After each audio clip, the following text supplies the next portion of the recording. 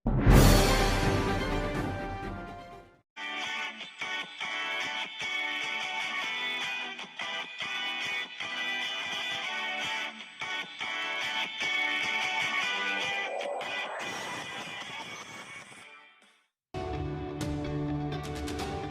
प्रदेश में 3 विधानसभा और 1 लोकसभा उपचुनाव के लिए 24 घंटे पहले हमें प्रचार के बाद अब दोनों की तरफ से एक दूसरे पर आदर्श आचार संहिता के उल्लंघन के आरोपों की झड़ी लगनी शुरू हो गई है।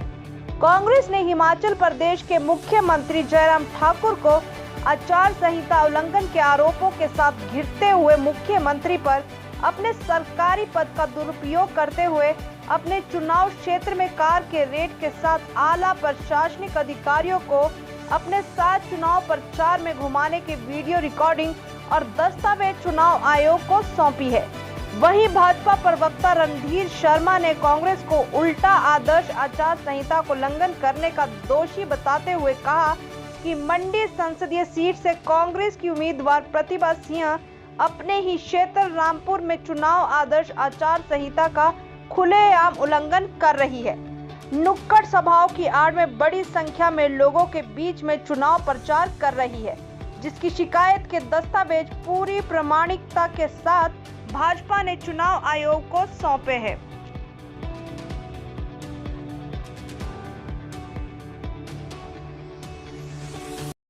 दावा है कि जो है चारों सीटें जो है वो कांग्रेस की जुड़ी है। देखिए, अगले कल मतदान होगा और 2 तारीख को मतगणना होगी। सब कुछ सबके सामने आ जाएगा और चुनाव प्रचार में जिस तरह का जन समर्थन भारतीय जनता पार्टी को मिला है, भारतीय जनता पार्टी के नेताओं की, आदरणीय मुख्यमंत्री जी की, आदरणीय केंद्रीय मंत्री अनुराग ठाकुर जी की और अन्य जो हमारे सभी नेता हैं उनकी जनसभाओं में, नुक्कड़ सभाओं में जिस तरह से लोगों का रिस्पांस मिला है, जनता ने जिस तरह से समर्थन दिया है, उसके आधार पर हम विश्वास से कहते हैं कि भारतीय जनता पार्टी जो ये उपचुनाव 3 विधानसभा क्षेत्रों में है और लोकसभा मंडी का उपचुनाव है, ये चारों उपचुनाव जीतेगी, ये ऐसा हमें विश्वास है। सर, कुछ एक संगठन जो है वो भाजपा के खिलाफ मतदान की बात कह रहे हैं, चाहे करुणा मुल्क संघ वाले हैं या फिर एक जो स्वर्ण समाज से जुड़े हुए क्षत्रिय संगठन है वो भी नोटा की जमाने की बात कर रहे हैं, संयुक्त किसान मोर्चा है, ये तमाम लोग जो है सरकार से खफा है। तो क्या इनको मनाने के प्रयास नहीं हुए जो इस तरह से? देखिए, उनकी अपनी मांगे हैं, वो अपनी मांगों को लेकर आंदोलित है। अब सरकार के अपने सीमित साधन हैं, उसके आधार पर सरकार जो कर सकती है कर रही है।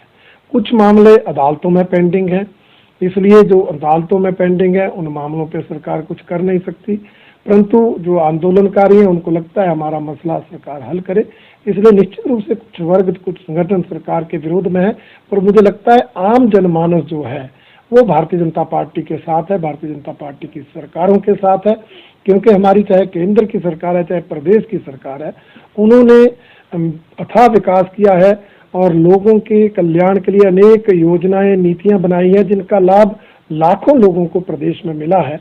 इसलिए उसके आधार पर हम कहते हैं कि ये चारों सीटें हम जीतेंगे। उसी पे ही लोग कॉन्सेंट्रेट करेंगे। महंगाई देखिए, महंगाई है, परंतु जनता भी जानती है ये महंगाई किसी सरकार के किसी निर्णय के कारण नहीं हुई है। ना केंद्र ने ना प्रदेश सरकार ने कोई ऐसा टैक्स नहीं लगाया जिसके कारण महंगाई बढ़ी है। महंगाई बढ़ने के कई कारण होते हैं। कोरोना काल रहा, महामारी रही कोरोना की, एक तो उसके कारण जो वैश्विक महामारी थी उसके कारण अंतर्राष्ट्रीय स्तर पर जो कच्चे तेल की कीमतें तय होती हैं वो कीमतें अंतर्राष्ट्रीय स्तर पर तय होती है, केंद्र प्रदेश सरकार उसमें कुछ नहीं कर सकती। वो कीमतें बढ़ती हैं तो ट्रांसपोर्टेशन बढ़ती है, एक तो उससे महंगाई बढ़ती है। दूसरा, कोरोना काल के कारण प्रोडक्शन कम हुई है और आप भी जानते हैं कि किसी चीज़ की प्रोडक्शन कम हो, डिमांड ज़्यादा हो जाए तो भी जो है वो महंगाई बढ़ जाती है। पैदावार कम हो, मांग ज़्यादा हो तो भी महंगाई बढ़ती है। ये कारण जरूर महंगाई बढ़ने के हैं। सरकारों के किसी निर्णय से महंगाई नहीं बढ़ी है, ये आम जनता भी जानती है। इसलिए मुझे लगता है वोट डालने के लिए आम जनता के लिए महंगाई कोई मुद्दा नहीं। मामले भी आए हैं, आप किस तरह से दोनों तरफ से जो कंप्लेंट हुई किस तरह से देखते हैं? आप टैक्स से आरोप है और विपक्ष की तरफ से आरोप है और कुछ डॉक्यूमेंट भी जमा हुए। देखिए, निश्चित रूप से इस बार चुनाव आयोग ने 72 घंटे पहले जो है वो चुनाव प्रचार जो है वो उस पर रोक लगाई है और इसलिए 27 तारीख शाम 6 बजे से जो है वो चुनाव प्रचार बंद हुआ है।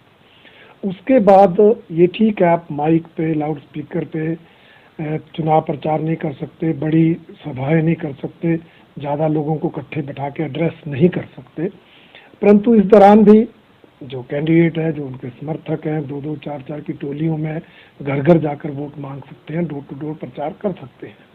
परंतु जिस तरह से कांग्रेस पार्टी की प्रत्याशी ने रामपुर में 100-100, 150-150, 200 लोगों की नुक्कड़ सभाएं, जनसभाएं आयोजित की है, वो सरासर जो है हमारी आचार संहिता जो है उसका उल्लंघन है। इसलिए भारतीय जनता पार्टी ने उसकी शिकायत की है, प्रूफ दी है, वीडियो दी है, फोटोज दी है। ऑनरी सर, मुख्यमंत्री की भी ऐसी ही डॉक्यूमेंट जमा किए हैं, मुख्यमंत्री की भी पूरा कार किट है, पूरा जो प्रशासनिक अमला है, पूरी सिक्योरिटी है, तमाम अधिकारी हैं, मुख्यमंत्री के कार किट के साथ ऐसी ही डॉक्यूमेंटेशन कांग्रेस ने भी जमा की है। तो क्या लगता है कि आपसे वायलेशन हुआ? देखिए, मुख्यमंत्री जी आज भी मुख्यमंत्री हैं, इसलिए उनको सिक्योरिटी जो दी गई है वो उनके साथ ही चलती है और जब मुख्यमंत्री कहीं भी बाई रोड जाते हैं तो एस्कॉर्ट, पायलट मिला के 3-4 गाड़ियां तो बन जाती हैं। अब उसकी आप फोटो देंगे तो आपको वो कारकेट काफिला नजर आएगा, परंतु मुख्यमंत्री तो अकेले अपनी गाड़ी में है और आगे पीछे सिक्योरिटी, पायलट, एस्कॉर्ट वो सारी गाड़ियां रहती हैं। इसलिए उसकी शिकायत करना, मुझे लगता है वो तो सिर्फ अपने आप को बचाने के लिए एक काउंटर शिकायत दर्ज करने का एक प्रयास कांग्रेस ने किया है। मुख्यमंत्री जी चुनाव प्रचार समाप्त होने के बाद अपने विधानसभा क्षेत्र में अपने घर गांव गए हैं। अब मुख्यमंत्री हैं तो उनसे मिलने के लिए भी लोग आते हैं।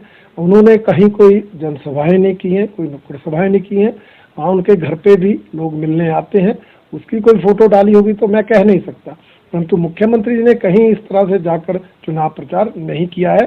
कांग्रेस वाले अपनी जो प्रत्याशी ने जो किया है उसकी जो शिकायत हुई है उसको काउंटर करने के लिए शिकायत दर्ज कर रहे हैं।